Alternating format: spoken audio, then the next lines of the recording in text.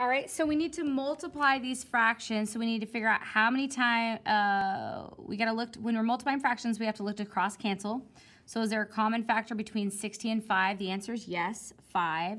I know that 5 goes into 5 one time, but I need to figure out how many times 5 goes into 60. So I'm gonna go 60 divided by 5, and then do that division. 5 goes into 6 one time. 1 times 5 is 5. 6 take away 5 is 1. Then we drop down that 0. 5 goes into 10 2 times. 2 times 5 is 10. And then we subtract and get 0. And there it goes. So 5 goes into 60 12 times. Then we multiply across. 12 times 1 is 12 over 1 times 1, which is 1. So our answer is x equals 12, which means out of 60 spins, we would get a 3 12 times. All right, so if you got that right, awesome job. Let's go ahead and move on to problem 7. Problem 7 states, Harriet rolls a number cube 39 times. How many times can she expect to roll a 3 or a 4? So remember, we're dealing with a number cube, and there's 6 sides to a number cube. So we have a cube, and there's 6 sides. 1, 2, 3, 4, 5, 6. Okay, that means there's 6 different outcomes, but the desirable outcomes are if we roll a 3 or a 4. So there's 2 desirable outcomes. So that's 1, 2 out of a total of 6 outcomes. Now we want to know if she rolls the number cube 39 times, how many times will she roll a 3 or a 4? So again, we just need to go ahead and solve for x. Get x by itself. Right now it's being divided by 39, so we have to do the inverse operation of division, which would be multiplication by 39 to both sides. Okay, those 39s cancel out and become 1. And then we just need to go ahead, we're multiplying fractions, so we always have to look to cross cancel, right? So is there a common factor between 39 and 6? I would say yes, 3. 3 goes into 6 2 times. 3 goes into 39. I'm not exactly sure. I'm going to go ahead and do that division. 3 goes into 3 one time. 1 times 3 is 3. 3 take away 3 is 0. We drop down that 9. 3 goes into 9 3 times. 3 times 3 is 9. And then we have no remainder. So there we go. 3 goes into 39 13 times. Now we're just going to go ahead and multiply across. 13 times 2. I'll do that up here. 13 times 2. 2 times 3 is 6. 2 times 1 is 2. So that is 26 over 1 times 2, which is 2, equals x. So then we just need to figure out how many times 26 goes, how many times 2 goes into 26. So 26 divided by 2. 2 goes into 2 one time. 1 times 2 is 2. 2 take away 2 is 0. We drop that 6 down. 2 goes into 6 3 times. 3 times 2 is 6. And then we have no remainder. So boom, there you have it. Our answer is 13. X equals 13. So out of 39 rolls, we can expect to roll either a 3 or 4 13 times. So if you got that right, woohoo! Okay, on to problem 8. Problem 8 states that a bag contains 6 red and 10 black marbles. You can pick out a marble, record its color, and return it to the bag. If you do this 200 times, how many times can you expect to pick a black marble? Okay, so how many black marbles are there? There are 10 black marbles. Okay, so we'll use black. 10 black marbles out of how many? Well, the total would be 10 and 6. So 10 plus 6 is 16. And we want to know if we do something 200 times, how many black, if we, try to pick one out 200 times, how many black marbles will we pick out? Okay, so we need to solve x, get it by itself. Right now it's being divided by 200. So we have to do the inverse operation of division, which would be multiplication. Multiply 200 to both sides. Those 200s cancel out and become 1. And we're left with x. Okay, now over here we need to we're multiplying fractions, so the first thing we have to do is cross cancel. So I know that there's a common factor. Let's say 2, right? 2 goes into 16 8 times. 2 goes into 100. 2 goes into 200 100 times. Well, I think that 2 can still go in. So 2 goes into 8 4 times, and 2 goes into 100 50 times, and I think we can still go.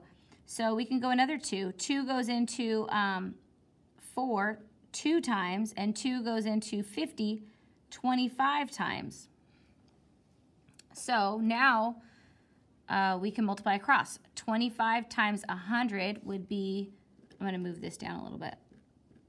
25 times 100 would be 250, divided by 1 times 2 would be 2. So now we just need to simplify this, and I'm going to go off to the side. 250 divided by 2. 2 goes into 2 one time. 1 times 2 is 2. Drop that 5 down. 2 goes into 5 2 times. 2 times 2 is 4. 5 take away 4 is 1, and then we drop that 0 down. 2 goes into 10 5 times. 5 times 2 is 10. And there we have it. So that ends up being 125. So you can expect to pick a black marble 125 times out of if you try 200 times. So 125 out of the 200 times you'll pick a black marble. I meant to switch this around like that. X equals 125. All right, cool. Let's move on to the last page, problems 9 and 10, and I want you to go ahead and try these on your own. So go ahead. Here's our friend the pause dragon. Remind you to pause your device and work out problems 9 and 10. When you get done, press play and we'll talk about the answers. All right, see you in a bit.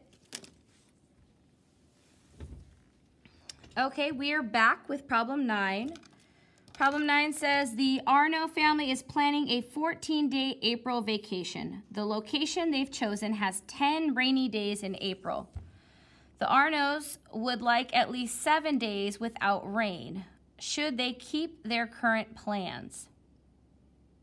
Okay. The Arno family is planning a 14-day April vacation. The location they've chosen has 10 rainy days in April.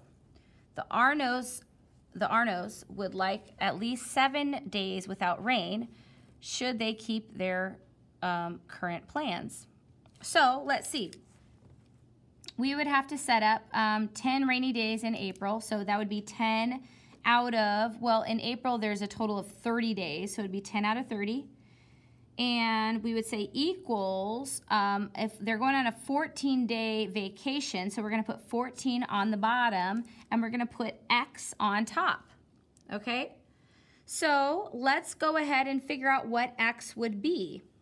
So we're going to need to isolate X and get it by itself.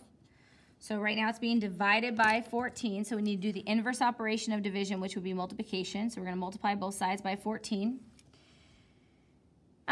Yes. Okay, those 14s cancel. We're going to look to cross cancel here.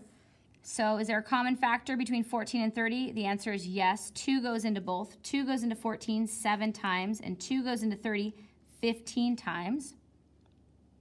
And then we're just going to go ahead and multiply across. So 7 times 10 would be 70. Over 10, no, I'm sorry, 1 times 15 would be 15 equals X. And then we want to just go ahead and do this division, 70 divided by 15. Okay, I'm going to do that right here. 70 divided by 15. So 15 goes into 70. I'm going to say 15 plus 15 is 30.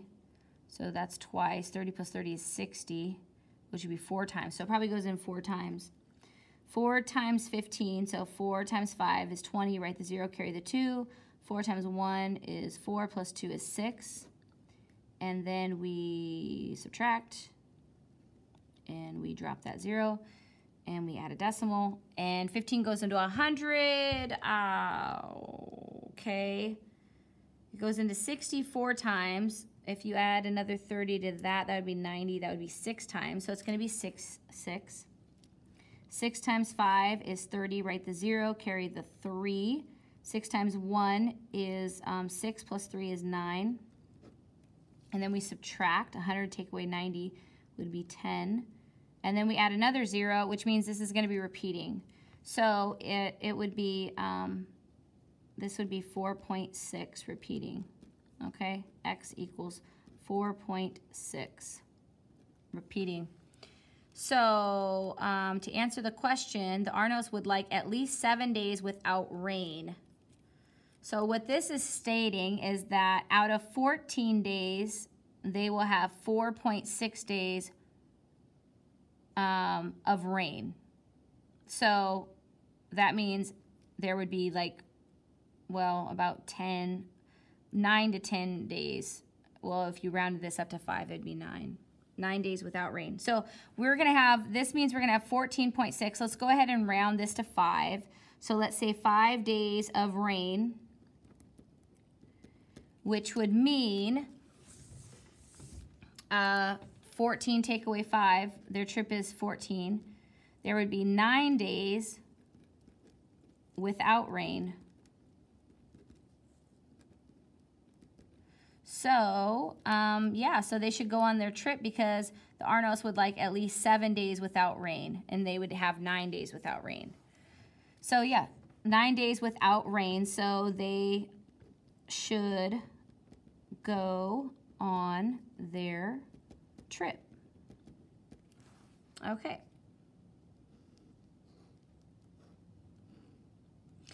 All right, let's go ahead and look at problem 10 and see how you did. Problem 10 says, advertisements for the train claim it is on time 90% of the time.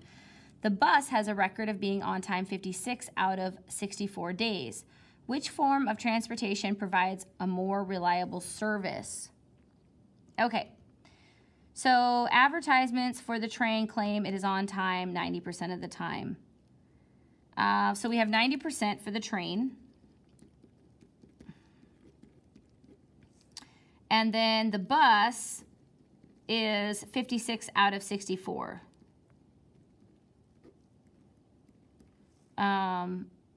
It is reliable. So for this particular one, I think what I want to do is just convert them to the same form. So we could just go ahead and convert this to the same form. So this isn't a percentage, so why don't we just convert this to a percentage as well. So to do that, I could just go 56 divided by 64, but I think I see that I could simplify this, so I'm going to simplify this so I'm working with numbers that are a little bit easier to work with. So I know that 8 goes into both of those. 8 goes into 56 7 times, and 8 goes into 64 8 times. So this simplifies to 7/8. I'm going to go ahead and do this because I think it's a lot easier. 7 divided by 8. 8 doesn't go into 7, but 8 goes into 70. 8 goes into 78 times. Yep, 8 times 8 is 64. We subtract, have to borrow. 10 take away 4 is 6. And then we need to drop down this 0. And then 8 goes into 60 7 times. 7 times 8 is 56. We're going to take away, 10 take away 6 is 4. We're going to add another 0, drop it down. 8 goes into 40 5 times.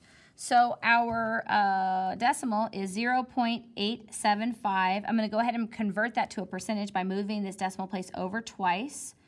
And so I end up with the bus is on time 87.5% of the time. And so it would show that the train is more reliable.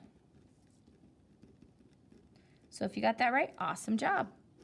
All right, we will see you next time. Goodbye.